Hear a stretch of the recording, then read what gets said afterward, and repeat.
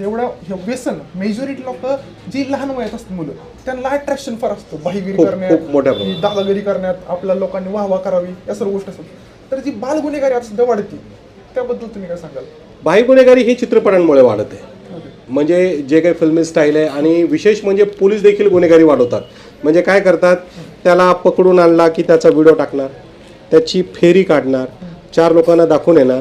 परंतु ह्या फेरीचं आणि त्याला तुम्ही टी व्हीवर दाखवला, पेपरला त्याचं नाव टाकलं की त्याला वाटतं आपण काहीतरी मोठं केलं आहे आणि त्या भांडवलावर आपण पुढील आयुष्य जगू असं त्या लोकांना वाटतं. म्हणजे कुठेतरी पोलीस गुन्हेगारी वाढवण्यात मदत करत आहे.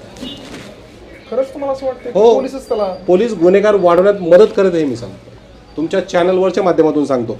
बरेच पोलीस तर असे आहेत की चल तू असं कर, आम्ही तुझ्या मदतीला आहे. अरे तडीपारीमध्ये सुद्धा बरेच हे करतात. तर गुन्हेगारी वाढवण्यात पोलिसांचा सहभाग आहे.